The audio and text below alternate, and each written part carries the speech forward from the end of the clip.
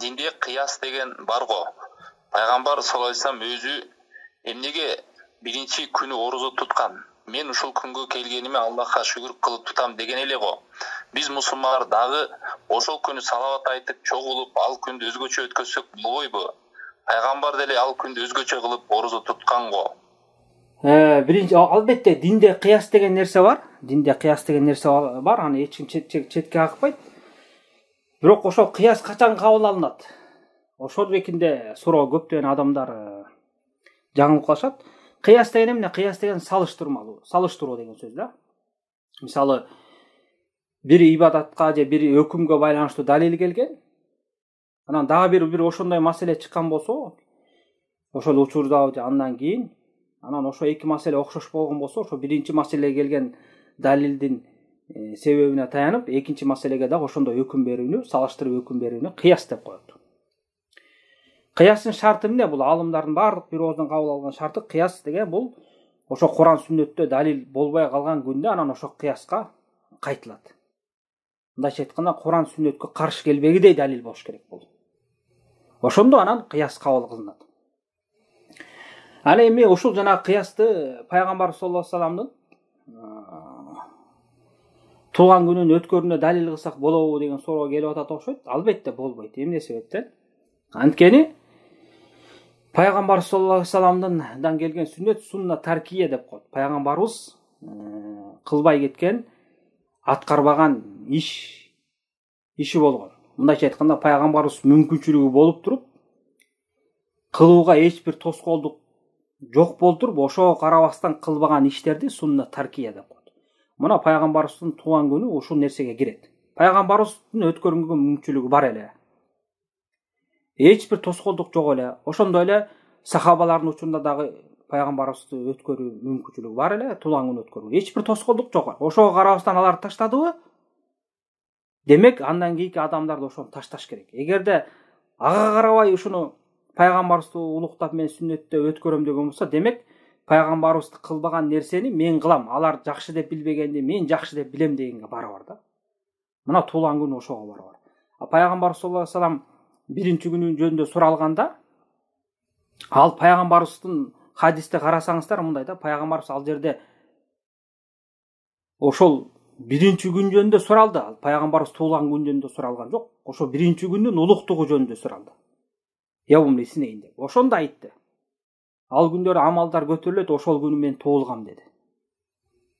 Ошол себептен орозо кармайм деди. Ал пайгамбарыбыз өзүнүн туулганын улуктап орозо кармагандык жок. Ошол күндүн улук болгондугу үчүн орозо кармап атат. Ошо улук күндө мен туулганмын деп сыймыктанып атат. Бул жерде мен туулган күнүмдү өткөргүлө деп айткан жок да. Эгерде пайгамбар саллаллаху алейхи вассалам өзүнүн туулган күнүн улуктай турган болсо, ошол момент айтат эле. Мына менин туулган күнүм улук болуп саналат. Анткени мен улук күндө туулгам, ошондуктан менин туулушум да улук болду, анда майрамда кыла деп майрамда берет эле да. Демек пайгамбарыбыз антип түшүнбөгөндөн кийин, андай нерсени кылбагандан кийин биз аны өткөрүп эмне болот? Бидат болот. Эгерде ким муну баш ийбей аткарам деген болсо, демек пайгамбарыбыз өзү ушул хадисте айтып атып туруп, өзү кылбагандан кийин пайгамбарыбыздын акылы жетпей, меники жетип атат. Мен пайгамбарыбыздын акысы мен ага караганда мен жакшыраак билип атам, сахабаларга караганда мен жакшыраак билип атам деп өткөргөнгө барабар. Көрдүңүздөрбү, бул коркунучтуулугу. Пайгамбарыбыз биринчиден ал күндүн, ошол күндүн улуктугун, явмул иснейнин улуктугун айтты. Ал туулган күнүн улуктугун айткан жок. Ошол күнү мен туулдум деп айтты ошол күндө. Экинчиден пайгамбарыбыз ошол күнү орозо менен өткөргөн.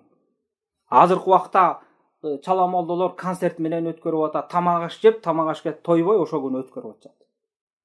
Үчүнчүдөн пайгамбарыбыз Раби Асанинин 12-нчи күнү туулган дейт. Ал 12-нчи күнү жыл айланган сайын өзгөрүп турат. Кээде 5-нчи күнү, 6-нчы күн болуп жыл өткөрүп атат, ар кандай күнгө туш келе берет. Биринчи күнгө туш келбейт такай.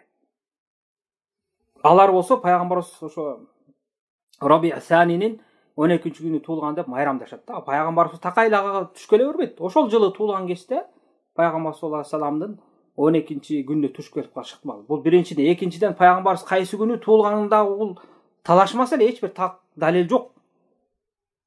Раби Асанинин 12-нчисинде туулган күн деген эч бир далил жок. Талашмаса эле. А пайгамбарыбыз саллаллаху алейхи вассалам ошо 12 числодо өлгөнү бул анык маселе. Мындайча айтканда ошол күнү өткөрүп аткандар пайгамбарыбыздын өлгөн күнү майрамдап аткандай эле болуп калат да, Кудай сактасын. Ошондуктан мындай нерсени баягы эмоцияга берилип, биз неметпешибиз керек, баягы динди кабыл алышыбыз керек. Эгерде ошол кыяс жана кыяс менен далил кылып кармануу туура болгондо, пайгамбарыбыз өзү кыяс кылат эле, сахабалар кыяс кылып, 4 имам кыяс кылып кетет. Эми ошолор адамдардын ушу кыяс кылынга акылдары же баштары жетпей калдыбы? Анан кийинки келген азыркы элдин айынан элдин акчасы менен байып кеткендер, ушу маулитти бизнес кылып алгандардын башы ошого жетип, сахабалардыкы, табииндердики, чоң алымдардын ошол кыяска баштары жетпей калдыбы? Бул эмне деген шундук? Ошондуктан адам баласы бир нерсени айтаарда ойлонуш керек да. Ана элдерди алдап коюшпат эле, мындай тигиндей депчи. Бирок да Алла тааланы анан кийинки алымдарды, илимдүүлөрдү алдай албайт алар. Карапайым элдерди алдап коюш ыктымал ушундай нерселер айтып. Бирок да ал чыныгы далили менен башка элдерди алдай алышпайт. Валлаху алам.